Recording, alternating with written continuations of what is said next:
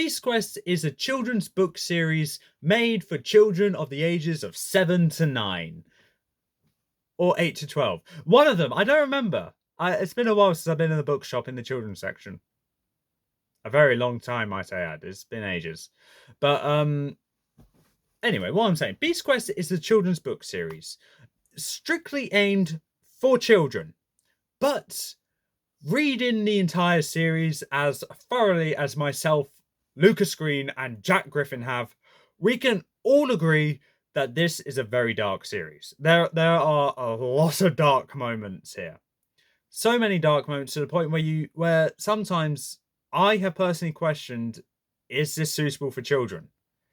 And in some cases, I think, no, it's not suitable for children. But other cases, I'm just thinking, well, they got to learn about death at one point.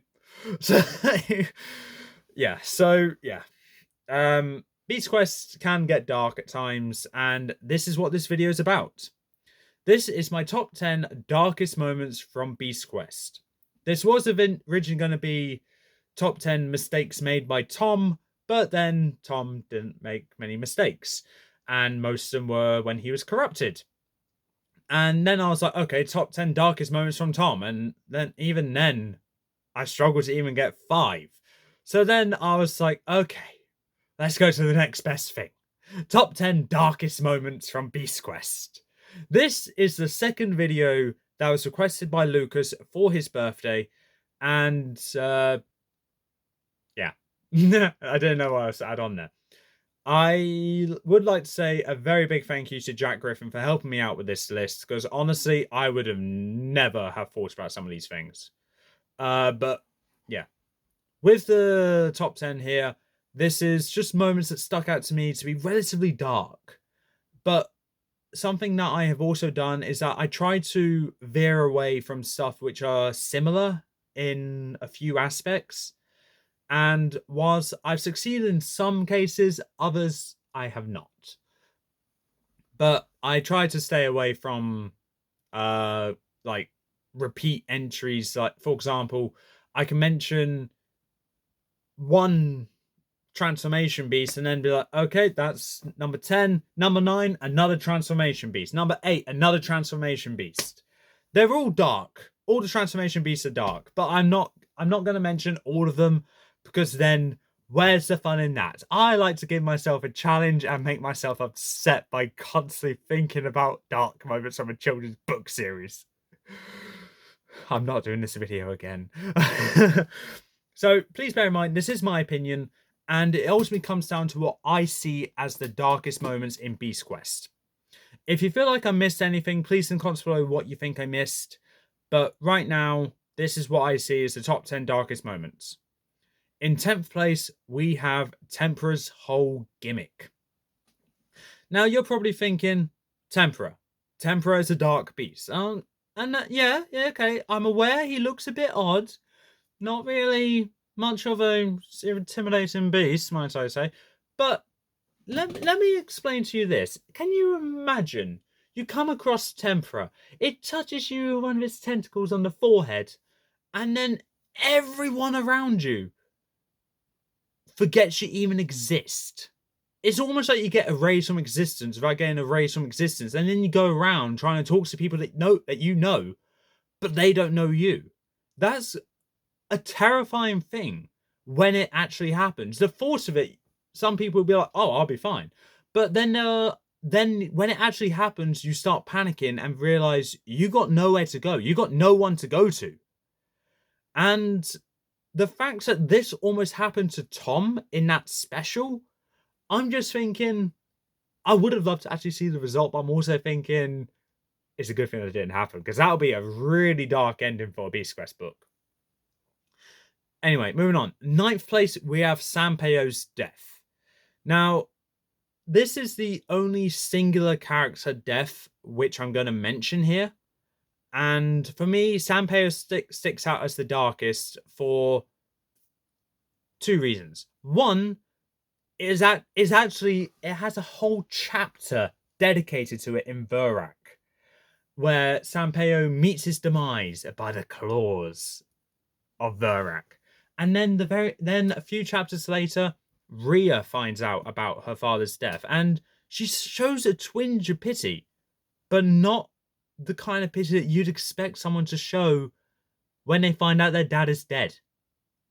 And that adds on to the darkness, because that just shows the darkness that's inside Rhea. But then a character just full on died, and that's another dark thing in its entirety as well. 8th place, we have the conclusion of Series 21.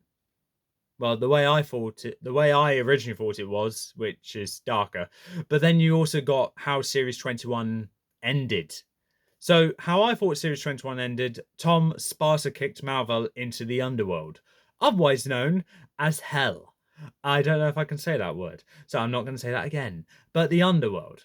And I'm just thinking, that is very dark. But turns out Tom kicks a book that I can't remember the name of, but I'm going to call the Necronomicon. I know that's not the right word. I know it's not the right franchise, but bear with me here.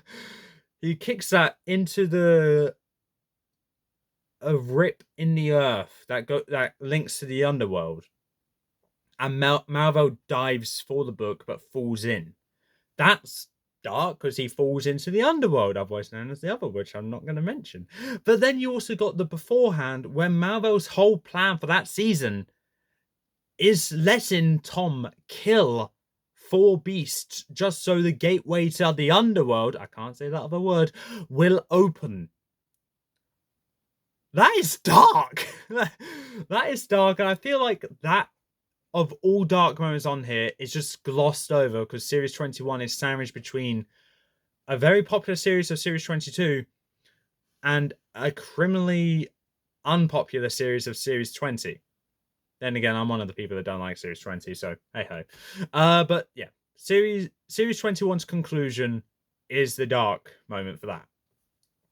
In 7th place, we have a bit of a sad one, and as dark as it is also very upsetting, which is why I had to put it here, and that is Kara's fate. So with Kara, if you don't know, was the Mistress of the Beast a few years before Taladon was Master of the Beast. That means before Leonard, the cowardly, egotistical person he is. So Kara was a former Mistress of the Beasts, who went off to a faraway island to defeat a beast called Jauka. However, Kara came to a realization that she can't defeat Jauka, but she can apprehend her, well, it, by fusing with Jauka. And for the following 50 or 60 years, Kara has been part of Jauka. Providing it's like some fusions, that means Kara has been in never-ending pain for that long, but that also means she has been unable to rest, like rest in peace kind of way. She's been in never-ending torment for 50 or 60 years. And the more you sit back and realize that after reading the book, the more darker that whole aspect feels. I can mention Jakara's backstory, but then I'm just like, no, the backstory is fine. It's Kara's fate, which is worse. And that's why I gave Kara's fate 7th place, because it really is a dark story and very sad. 6th place, we have the actions Tom has done after Taladon's death in Series 10. So this is just a collection of a multitude of small things, but more importantly than not, it all happens in the finale of Series 10, being Doomskull.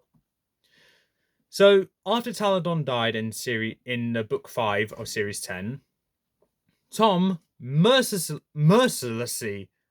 kills Tecton the Armored Giant, moves on to Doomskull, and flooded with anger and raw emotion, he storms up to the main city of Avantia, threatens a servant boy on Malvel's location, takes care of Doomskull like it's nothing. You know that scene in Despicable Me where Groot's just marching up to Vector's fortress and just punches a shark without even looking at it? That's how I feel like Tom treated Doomskull. And the thought of it is hilarious. But the other side of it is just thinking, okay, this is the darkest we've seen Tom. And then it won't even surprise me if I say that he generally considered killing Malvo in that moment. Obviously, he didn't. No, that was Furno's job. But still, he allowed Furno to do that. He didn't even say, Furno, don't do that. No. He just allowed Furno to do that. And he seemed to have shown no remorse afterwards. It wasn't until after he had the chance to reflect on his actions where he realized this is not what his father would have wanted. This is not how a Master of the Beast acts. And it doesn't change the actions that he's done. But realizing that what he's done was wrong shows the growth in a great character. As vanilla as he can be at times, that is excellent growth for a character which we're supposed to follow for so many seasons. In 5th place, we have Series 24. Now, this is one of 2 series I'm mentioning on this video. The next season is after this, by the way.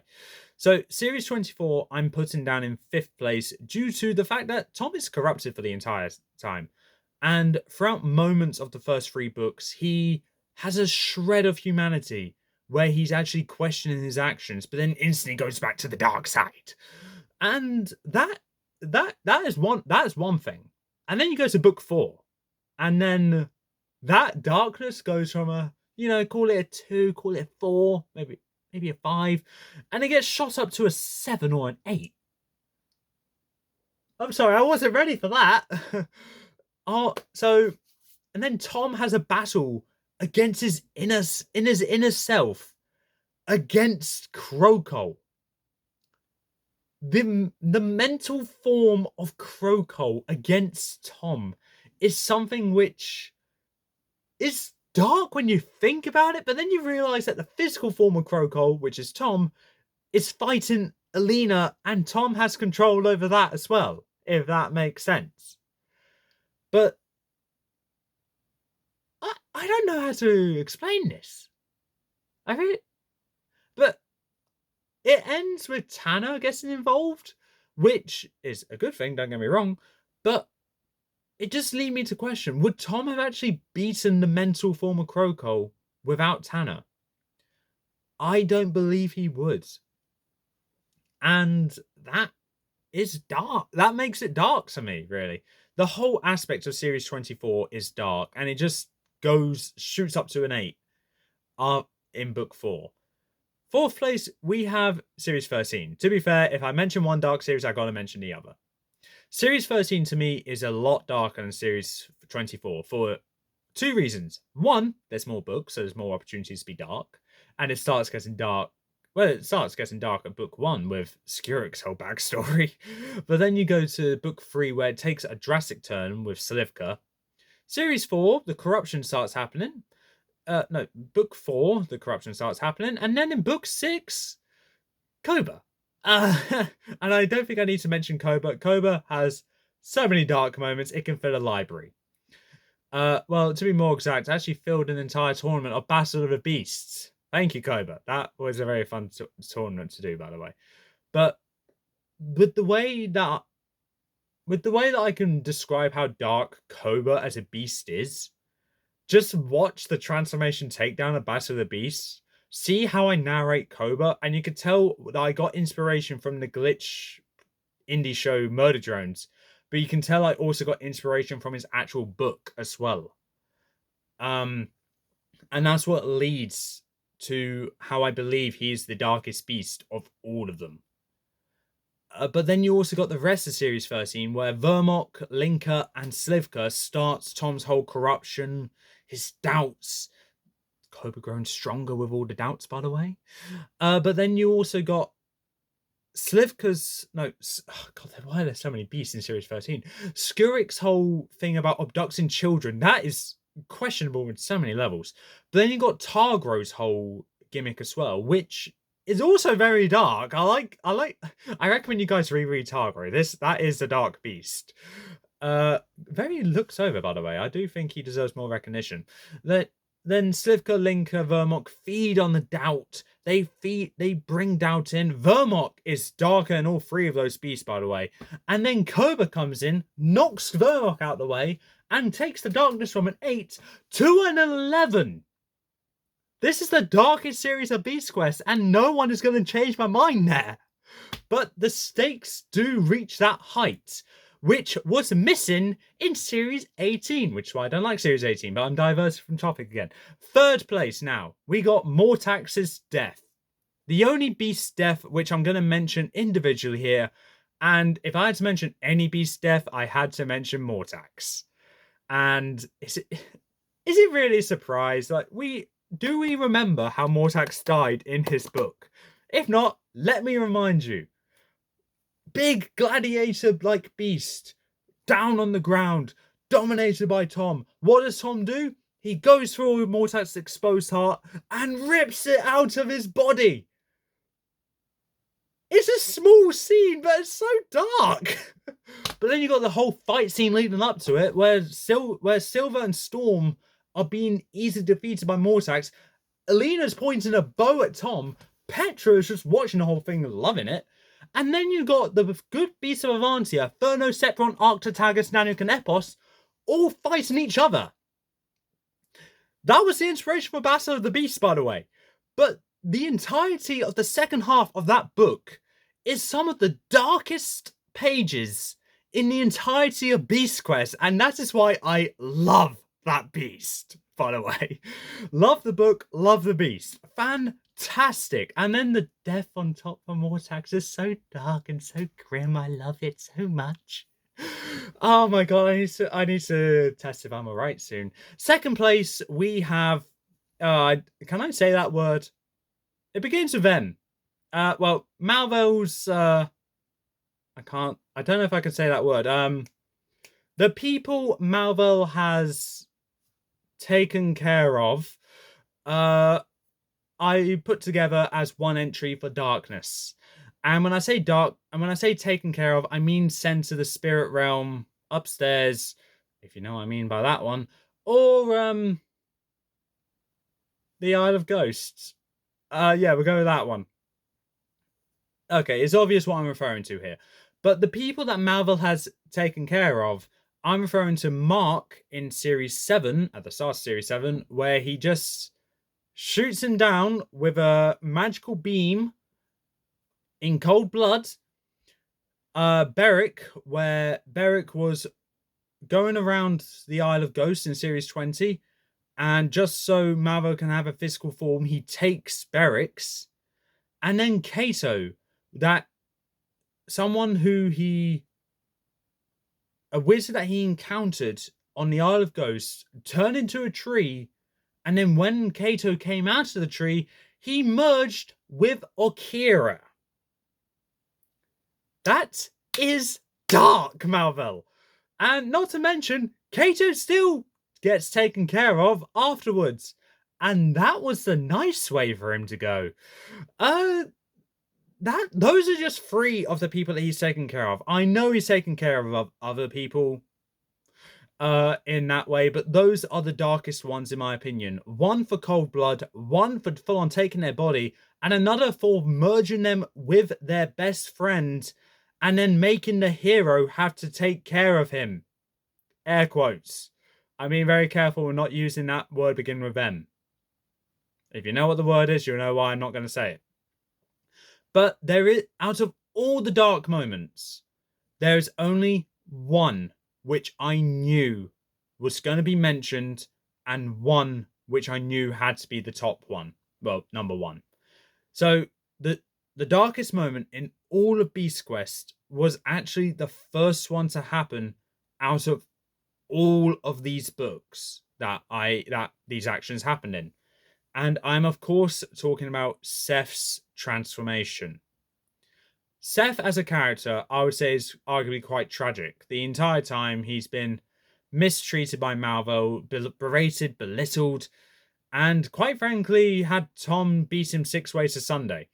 But all of that is nothing compared to when we first saw Seth in Sting. When we first saw Seth, it is when Tom, Alina, Storm, and Silver come across Seth lying down on the ground, dying with 6 or 7 arrows in his torso. Tom does the right thing, and goes to pull the arrows out and heal Seth. Seth, coming to, picks up the arrows, jabs them back into himself to try and off himself. Oh, why am I trying to sugarcoat it? I say these words all the time in Battle of the Beast.